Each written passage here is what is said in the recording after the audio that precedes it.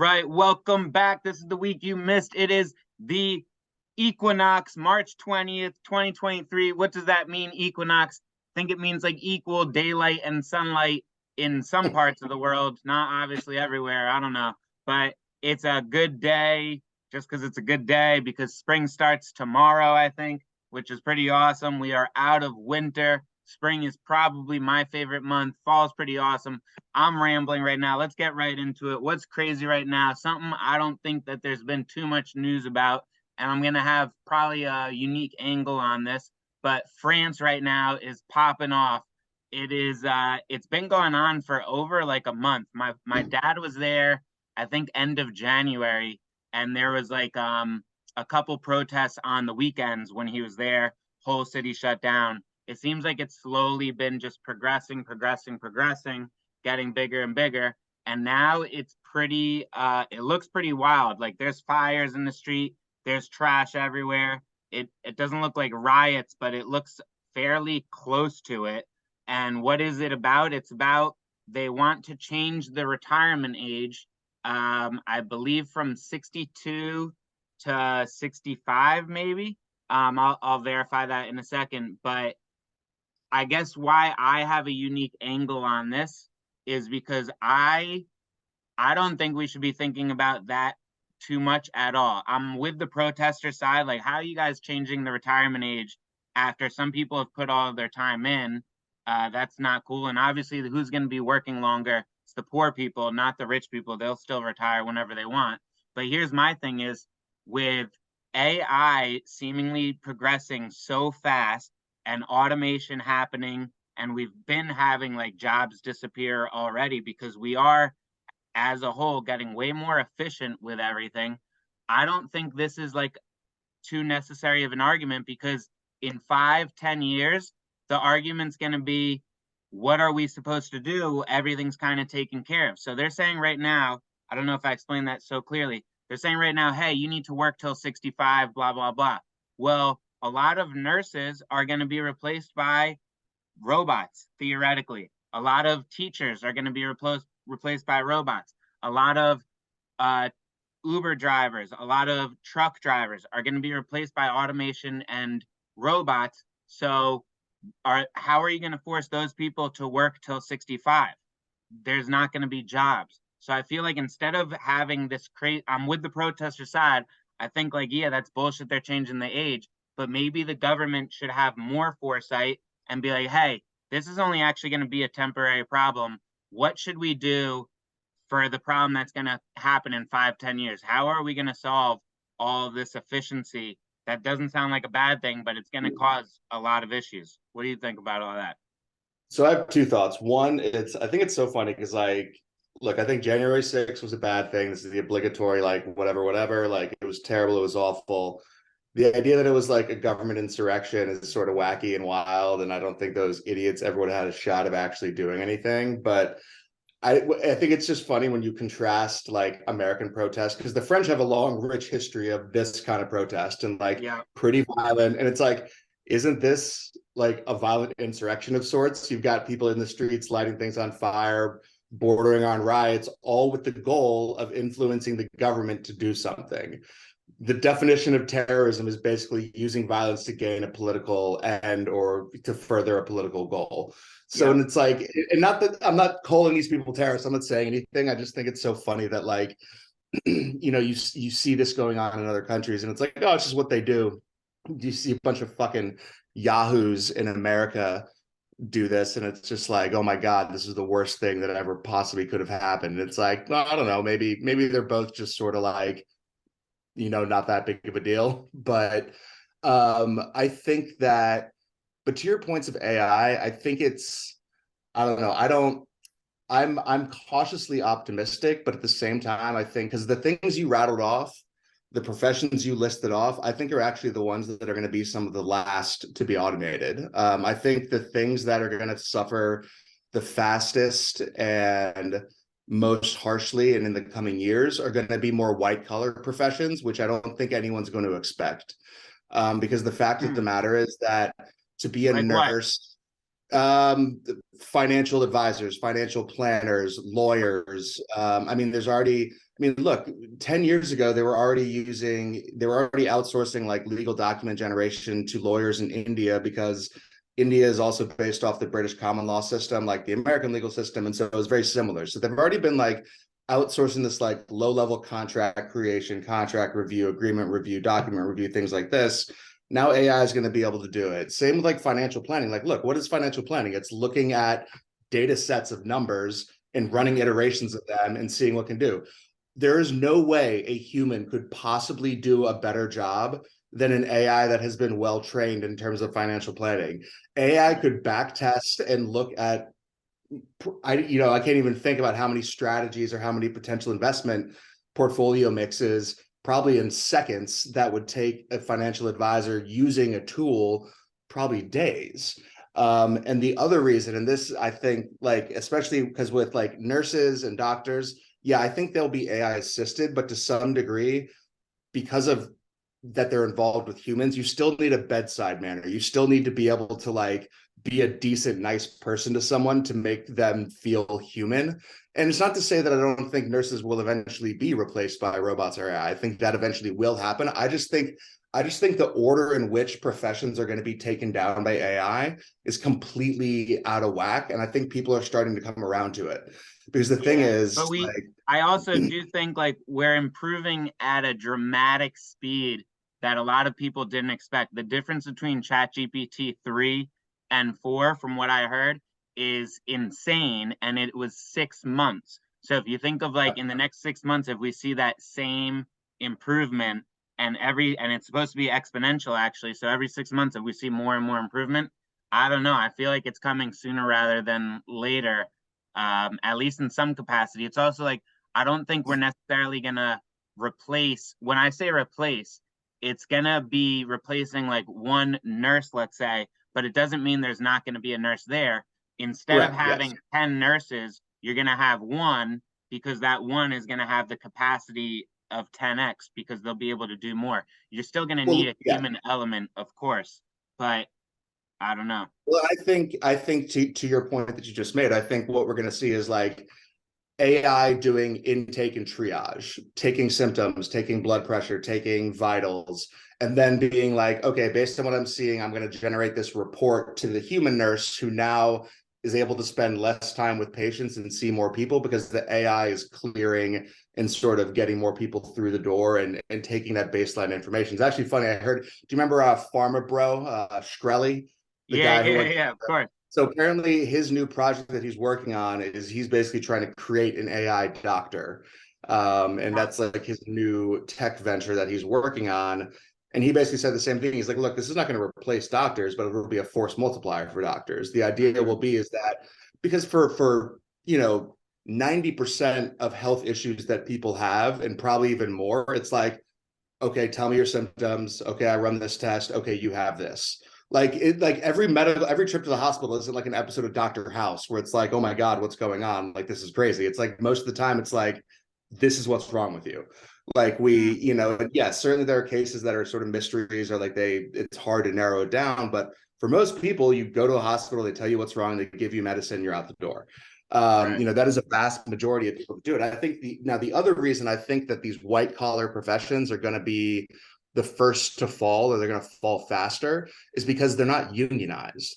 If you think the Teamsters are going to let trucking be automated without a fucking fight, you are insane. Yeah, there'll be a fight. If you think electricians and union carpenter and the iron workers and the pipe fitters, you think they're going to let AI take their jobs without a fight? These are some of the strongest, most well-funded political organizations in the US.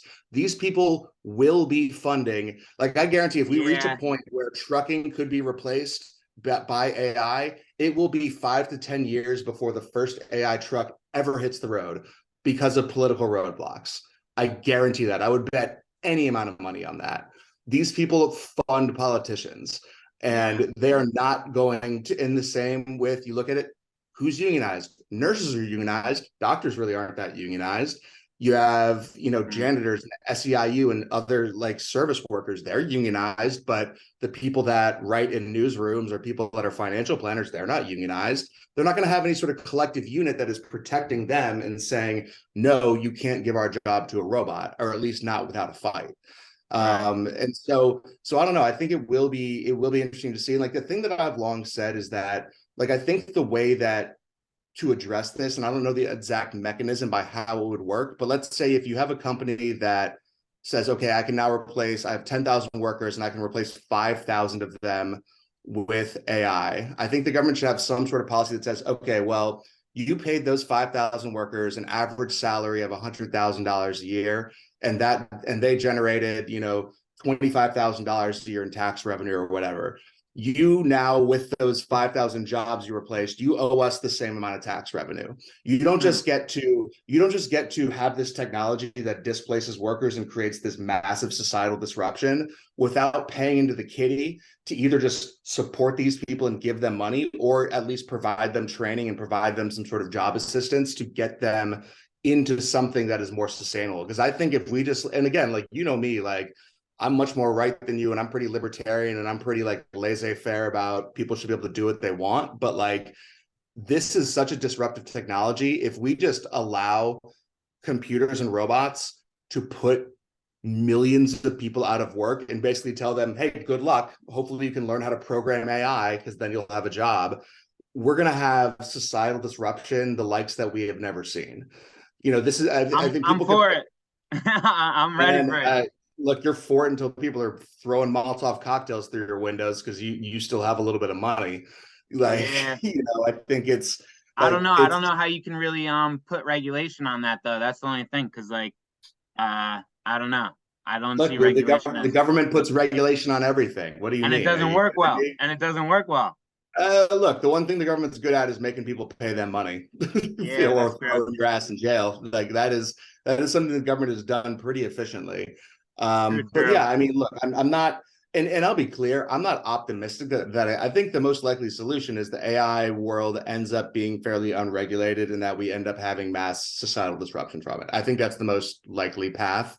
I think it's a matter of what the timeline is like and what the scale is like, because to some degree, there will be pushback from people that are like, I don't want to deal with a robot. Like, no, I don't want your robotic financial planner. I want a guy who I can shoot the shit with and go play around a golf with, and who takes me out for a steak dinner. And, when I'm investing another $1 million, like there's going to be a demand for the human touch, even when Right. human touch might not be as good as a robotic one. So I think, and again, I think just like, you and I have probably been following this for a couple of years now and sort of having our eye on this.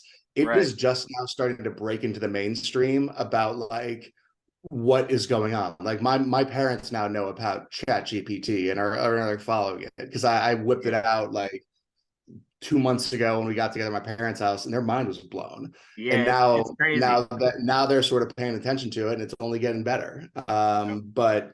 But I don't know. I mean, I think, what one theory I heard, and this is why also I'm not going to talk too much shit on AI, is that at some point on a long enough timeline, it's likely that AI will create time travel, and that Hmm. some people have theorized that the AI will go back in time and kill people that were against the development of AI, almost basically like the Terminator, essentially. Yeah. So Wow. I don't know about you. I don't know about you, Jeremy, but I, for one, welcome our new robotic overlords, I and I told you fully support their I'm on development. team AI.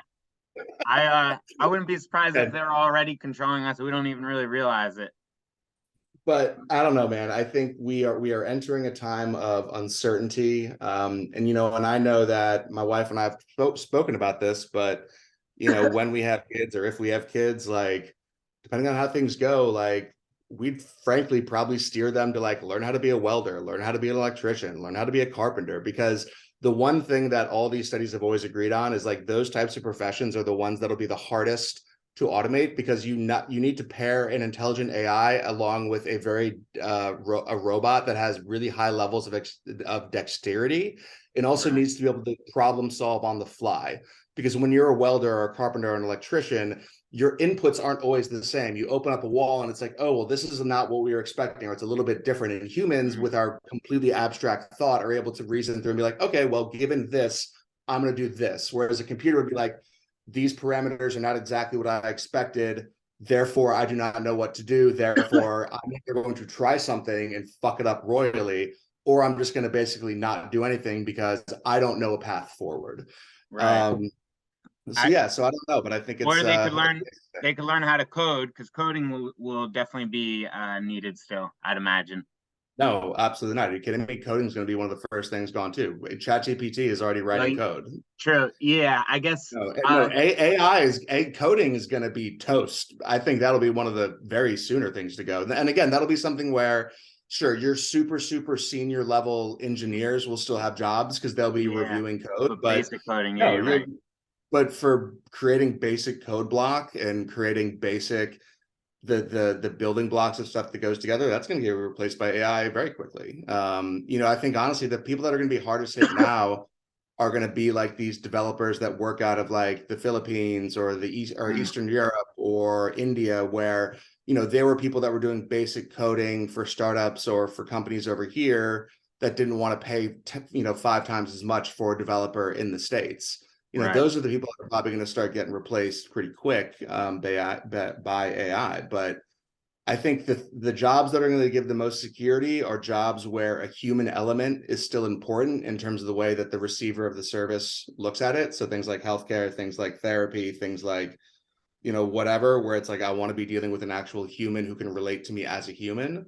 And then also the things where it's like, it is a combination of mental work and physical labor, because that's really hard to create with the technology we have now. We might have the AI for it, but we don't have the robot for it, or we might have the robot for it, but we don't necessarily have the AI to be able to make these decisions on the fly.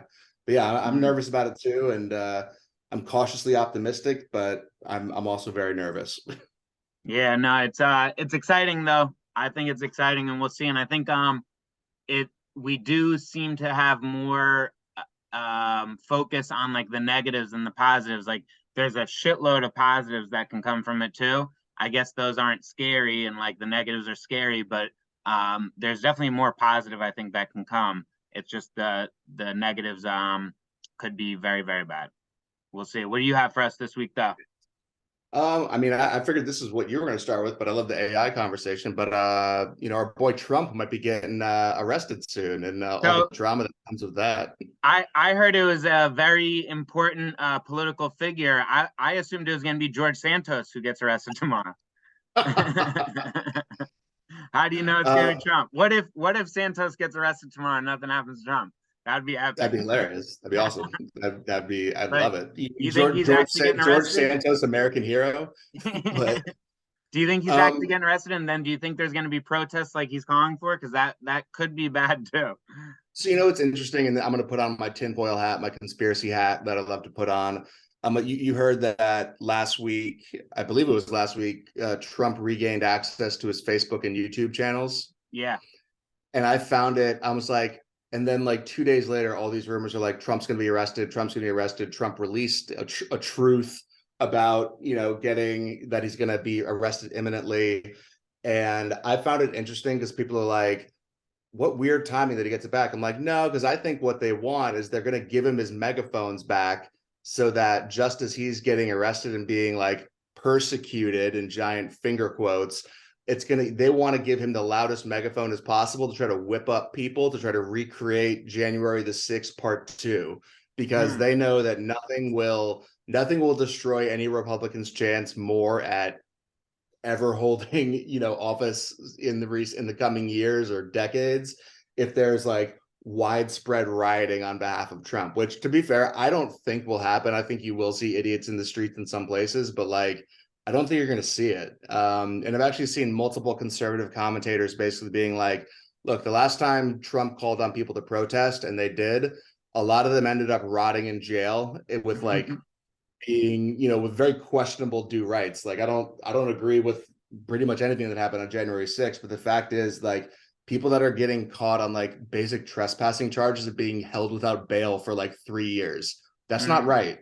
I'm Right. sorry. I don't care what side of the aisle you're on. If you're okay with that, that's not a good thing to be okay with.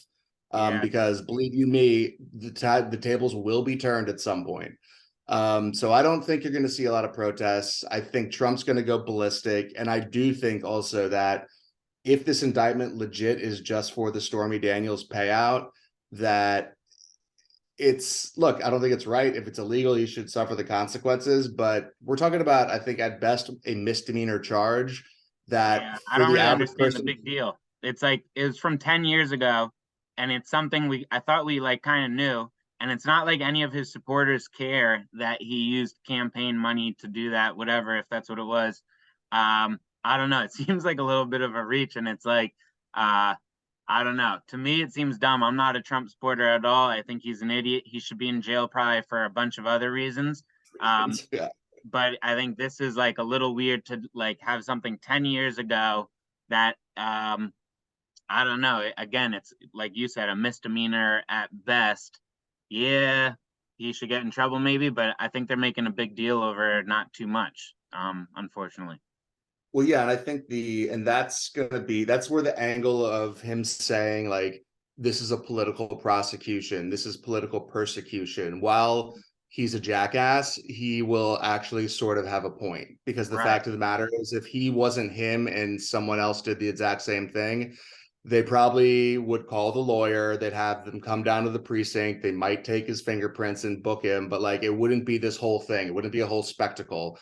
It Hmm. would be very much worked out between lawyers. There'd probably be a quick settlement, a plea deal. He'd pay a fine, maybe do probation. Like, I don't know. Like this, it would not be going like this. And apparently people within the prosecutor's office in New York that's handling this are there are some that are very much not happy about it. I also heard that people had stepped down months ago because it looked like they weren't going to prosecute him. So I think it's like the information about this is like all over the place. And I think it'll be interesting to see how it plays out.